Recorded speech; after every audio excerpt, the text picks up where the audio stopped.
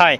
Saudi அரேபியாவில் work பண்ணுற எம்ப்ளாயிஸ்க்கு எல்லாருக்குமே ஒரு குட் நியூஸ் வந்து சவுதி அரேபியா கவர்மெண்ட் வந்து கொண்டு வந்திருக்காங்க. ஜூலை 2025 31 அதாவது என்னன்னா, நம்ம கான்ட்ராக்ட் பீரியட் முடிஞ்சிச்சுன்னா சவுதி அரேபியா நம்ம வந்து எக்ஸிட் ஆகி வெளியே போயிடணும். பட் ஆனால் இப்போ என்ன நியூ ரூல்ஸ் அப்படின்னா, நம்ம கான்ட்ராக்ட் பீரியட் முடிஞ்சதுக்கப்புறம் நம்மளுக்கு வந்து ஒரு 60 நாள் வந்து கிரேஸ் பீரியட் கொடுப்பாங்க. அந்த கிரேஸ் பீரியட் எதுக்குன்னு கேட்டிங்கன்னா, நம்ம இங்கே இருந்துக்கிட்டே நம்ம ஒர்க் பண்ணுற கம்பெனியில் இருந்துக்கிட்டே நம்ம இக்கமாக வந்து ட்ரான்ஸ்ஃபர் பண்ண முடியும்.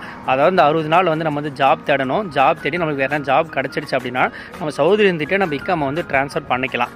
ஆனால் முன்னாடி வந்து அப்படி கிடையாது. நம்ம கான்ட்ராக்ட் முடிஞ்சதுமே நம்ம இந்தியாவுக்கு போகிற மாதிரி இருக்கும். பட் ஆனால் இந்த 60 நாளில் நம்ம ஏதாச்சும் பண்ணியிருக்கணும், நம்ம வந்து ஜாப் தேடி இருக்கணும். நம்ம அந்த 60 நாள் நம்ம எதுவுமே பண்ணலை அப்படின்னா நமக்கு வந்து லீகலாக ஆக்ஷன் எடுப்பாங்க அண்டு பெனால்ட்டி கட்டுவாங்க. உங்களுக்கு வந்து இன்னோட கான்ட்ராக்ட் பீரியட் முடியுதுன்னா நீங்கள் வந்து அப்ஸ்ரா ஓப்பன் பண்ணிட்டு அப்ஸ்ராவில் வந்து அந்த லீகல் பீரியட் வந்து 60 நாள் வந்து கொடுத்துருக்காங்களா அப்படின்னு சொல்லிட்டு பாருங்கள். அதாவது 59 நாளுக்குள்ளே நம்ம வந்து வேறு ஜாப் தேடி இருக்கணும், நம்ம இக்காமாவை ட்ரான்ஸ்ஃபர் பண்ணி இருக்கணும். அப்படி இல்லைன்னா 59 நாள் நம்ம சவுதி விட்டு வெளியே போயிருக்கணும். அப்படி நம்ம அந்த 59 நாள் எதுவுமே பண்ணாத சவுதியிலே இருந்தோம் அப்படின்னா நம்மளுக்கு வந்து ஆக்ஷன் லீகலாக வந்து ஆக்ஷன் எடுப்பாங்க. ஸோ இந்த ரூல்ஸ் வந்து உங்களுக்கு இப்போ தான் தெரியும் அப்படின்னா உங்கள் சவுதி ஃப்ரெண்ட்ஸுக்கு ஷேர் பண்ணுறேங்க. இந்தமாதிரி நிறைய அப்டேட்ஸ் வேணும் அப்படின்னா பேஜ் வந்து ஃபாலோ பண்ணுங்கள். நம்ம நெக்ஸ்ட் டே பார்க்கலாம்.